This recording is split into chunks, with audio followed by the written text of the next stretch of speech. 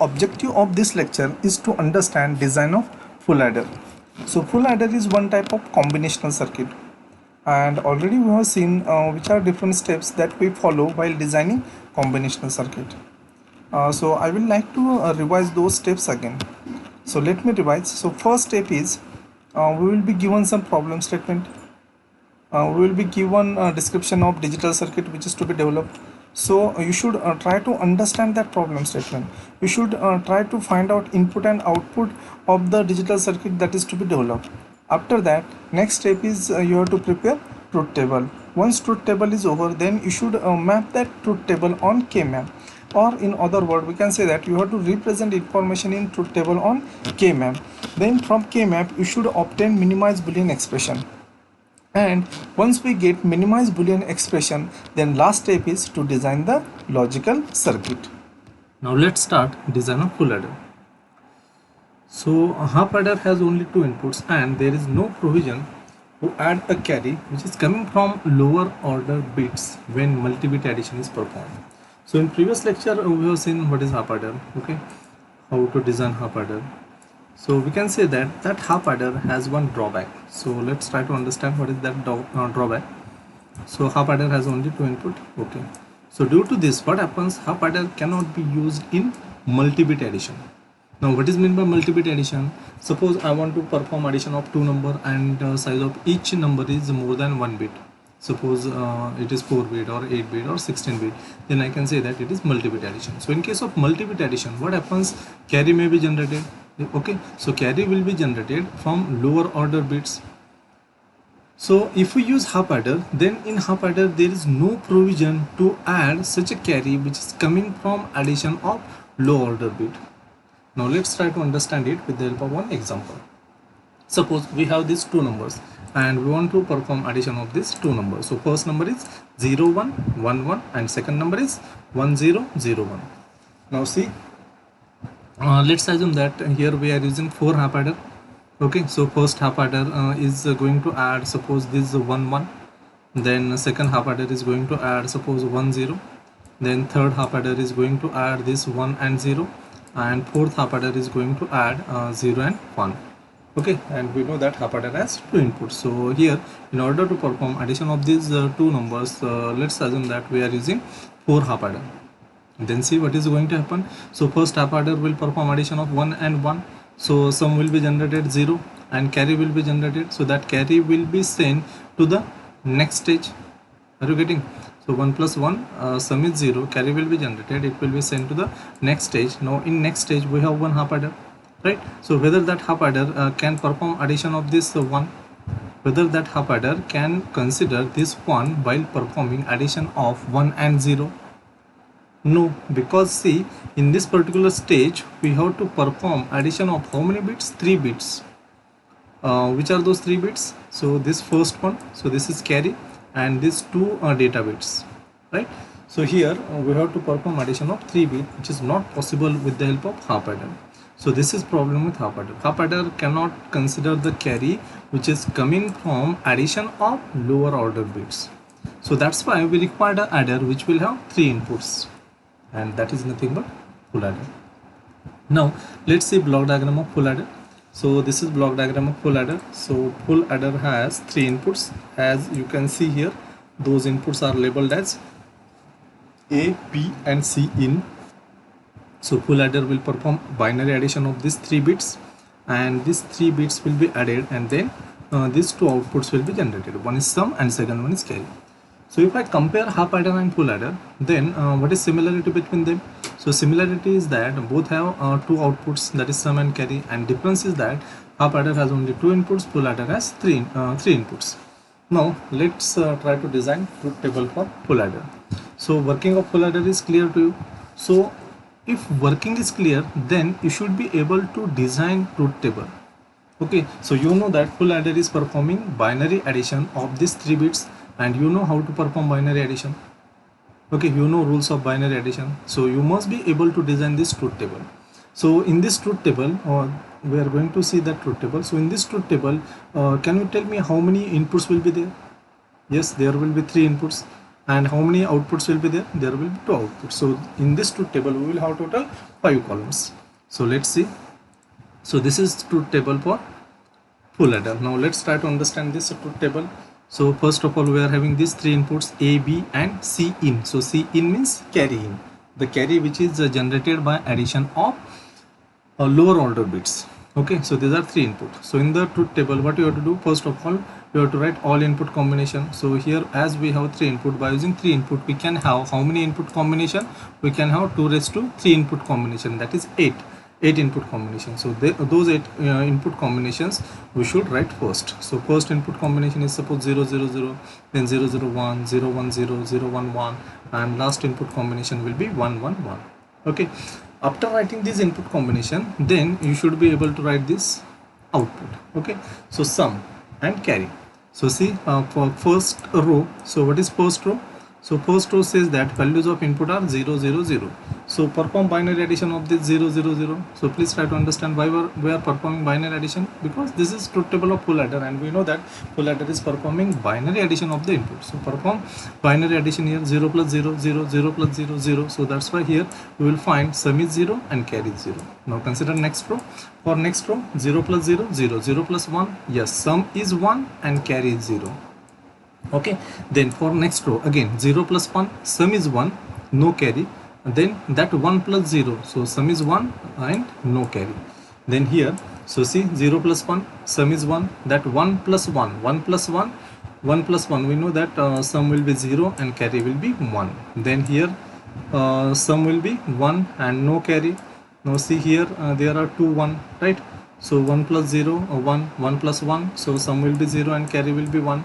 Similarly here also we have 2 1, means we will get sum 0 and carry 1. Now consider this last row. So last row is 1 1 1. So if I add these 2 bits, 1 plus 1, so 1 plus 1, what will be the sum? Sum will be 0.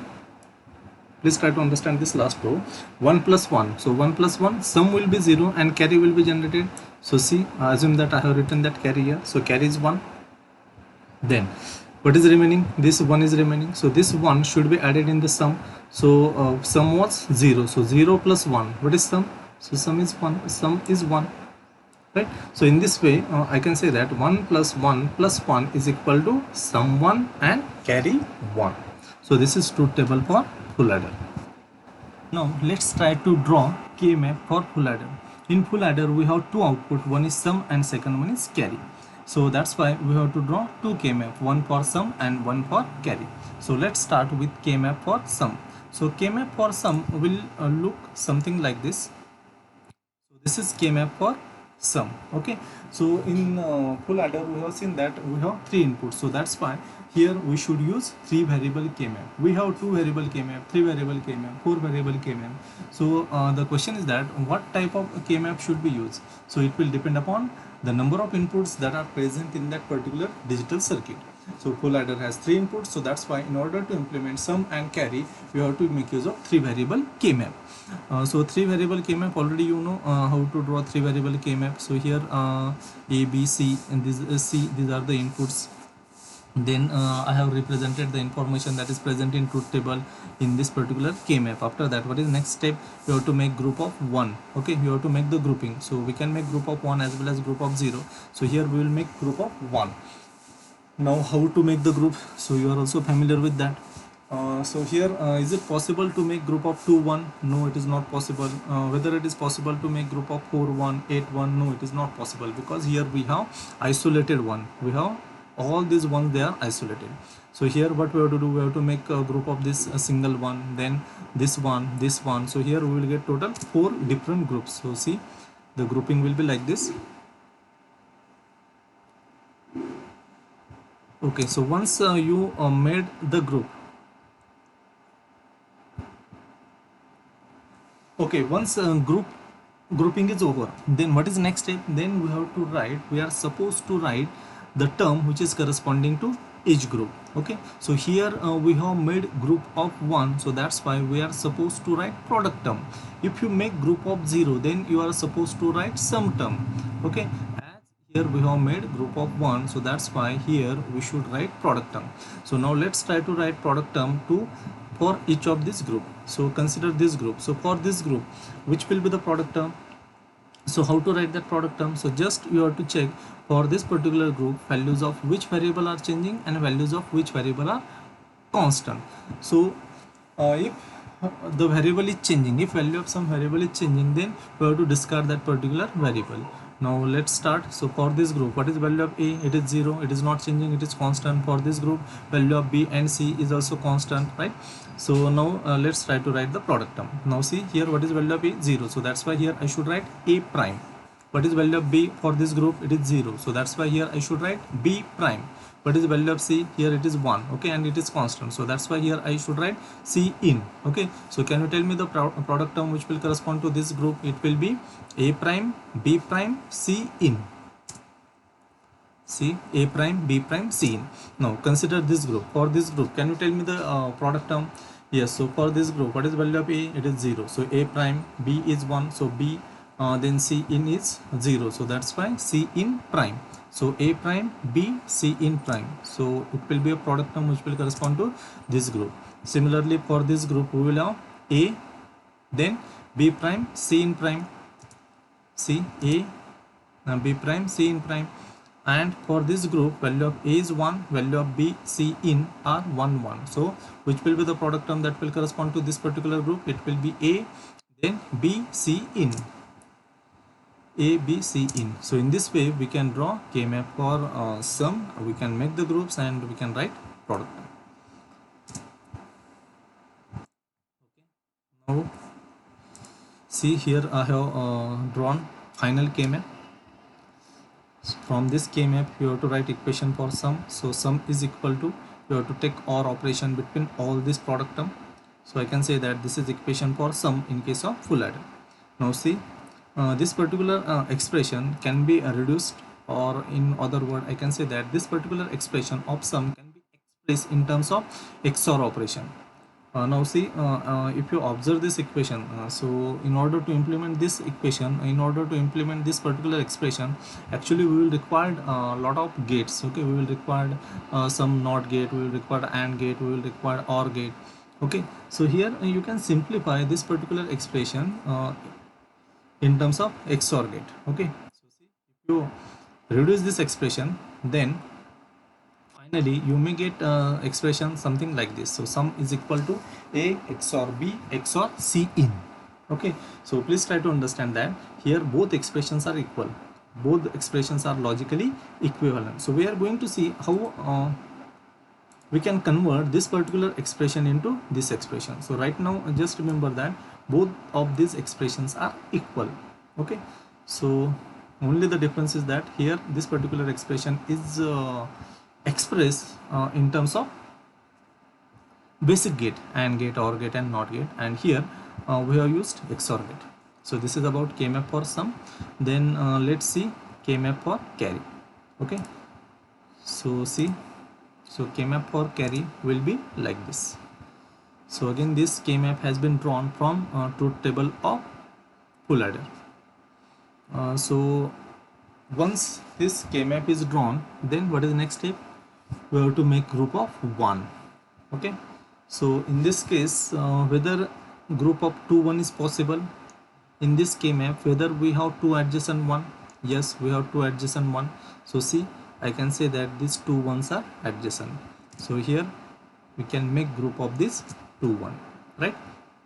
Now what about this particular one? So this one is adjacent to this one, okay. So we can make this group also. So see, this group is also possible. Now see, one single one is remaining, and this particular one can be again combined with this particular one, okay, so that we will get one pair here also.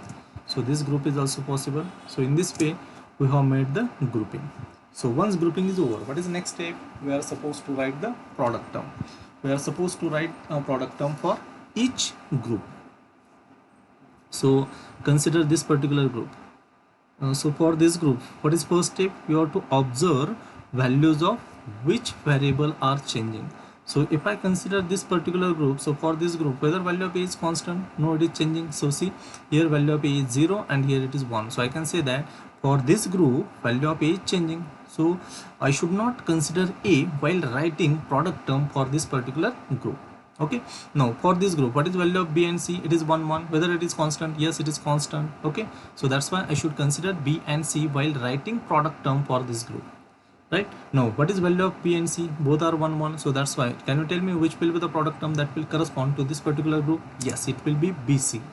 So see, A has been eliminated. Why A is discarded? Because its value is changing. Right, now consider this next group. So for this next group, whether value of A is constant? Yes, value of A is constant. Okay, so A will, we have to consider A while writing product term for this particular group. Now for this group, whether value of B is constant? Now see, now for this group here value of B is 0 and here it is 1. So value of B is changing. Are you getting? So here value of B is changing, so that's why we should discard B. Now whether value of C is constant? Yes, so see, for this group here value of C is 1 and here also it is 1, so value of C is constant. So we should consider C while writing product term for this group. So here A is 1 and C is 1. So can you tell me which will be the product term that will correspond to this particular group? Yes, it will be AC. So C, AC.